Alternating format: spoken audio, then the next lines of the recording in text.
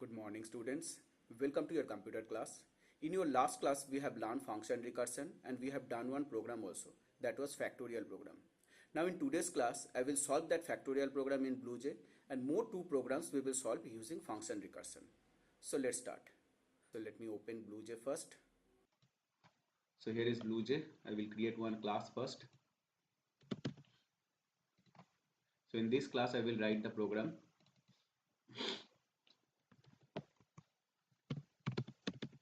Class my class int factorial int n. N is the parameter or number whose factorial we will calculate here. So what we have written in that function, if n is equal to 1, then return 1,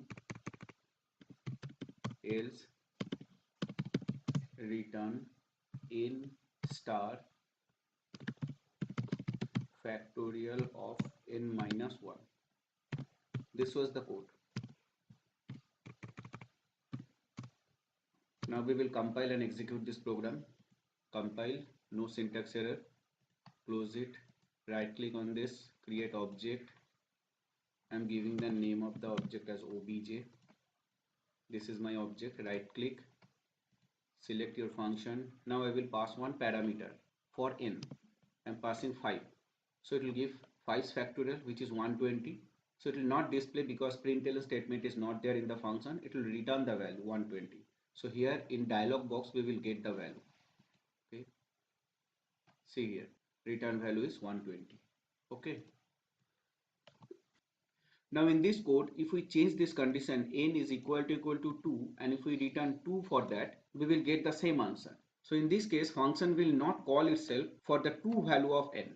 So the last value which n will receive is 2, and for that 2 it is returning 2 here. So function will execute one less time because we know any number into 1 for that number. That's why we are not going till 1, we will go till 2. Same output we will get, and we can remove this else also. Because if this condition is true, then only this return statement will execute, and if this condition is not true, then automatically control will come here to execute this statement. So this will reduce the code. Let me compile it to check whether we are getting the same result or not.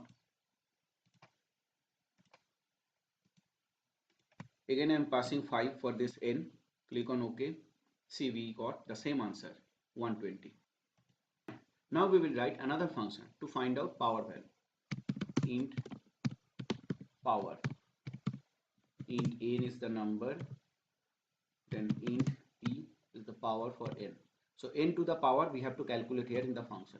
So what is n to the power? If n is 3 and p is 7, so 3 into 3 into 3 into 3 into 3 into 3 into 3.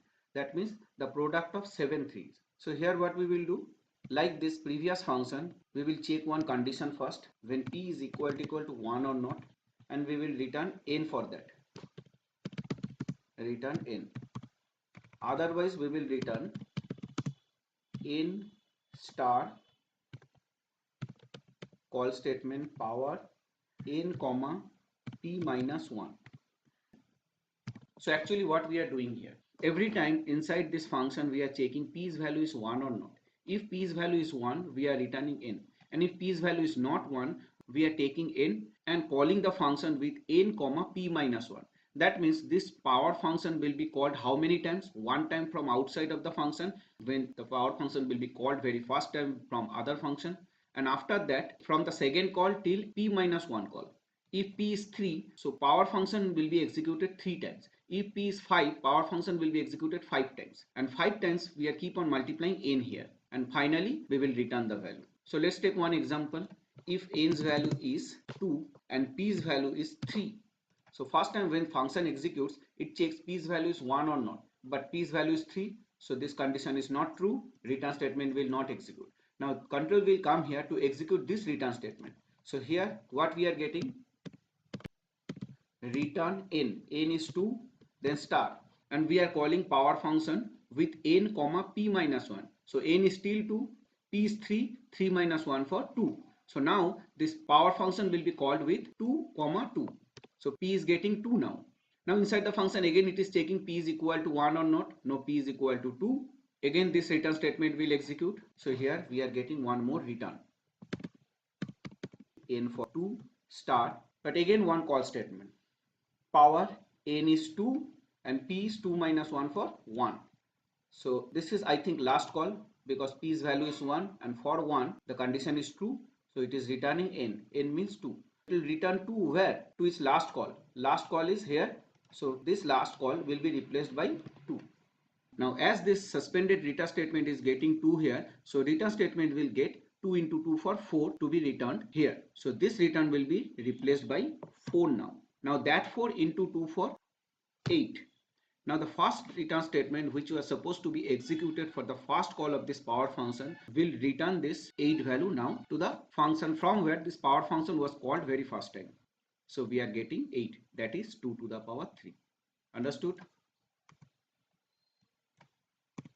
Now let me execute this program. No syntax error. I'm calling this power function 2, 3 means 2 to the power 3. It is giving what? 8. So this is the definition of math.power function which we have written here. Now the last program which we will solve is HCF of two numbers. So let me write one recursive function for HCF. Int HCF int a comma int b.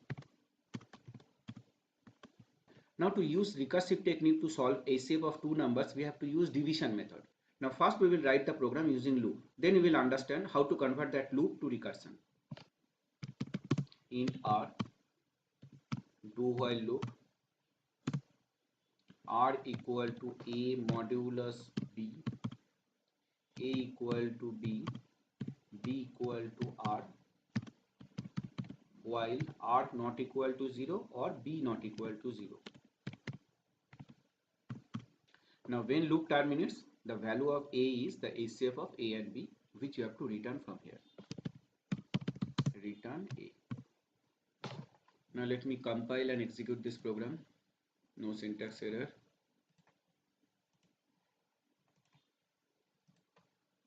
HCF, I am giving 12 and 15. Their HCF is 3. Let's see, it is giving 3. Now we will convert this function to recursive function.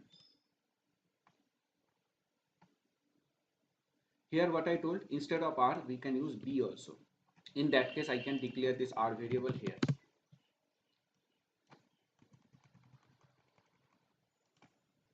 See, no syntax error. Now here the condition is this one. So this condition we have to write using if.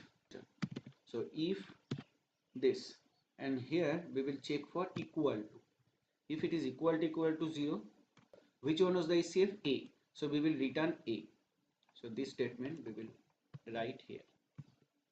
Because when b was equal to 0, that time loop was terminated, and after that we have returned a. So here also for 0 value of b we are returning a. Otherwise we have to change the value of a and b. So here we will write the function call statement. Return HCF b comma a modulus b. See, here also we are doing the same.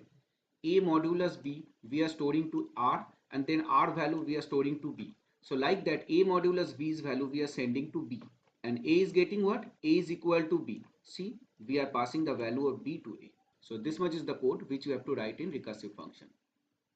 So let me remove this looping code. Now execute this program. We will get the same output, but here we have used function recursion. 12, 15. So it is giving same 3. Okay. So I hope you understood these three functions: factorial, power and HCF, to find out the factorial of a number, power and HCF of two numbers. So you practice recursion in home, because recursion is very important for your exam. So today up to this much. In your next class, we will solve more programs using function recursion. So till then, bye. Have a nice day.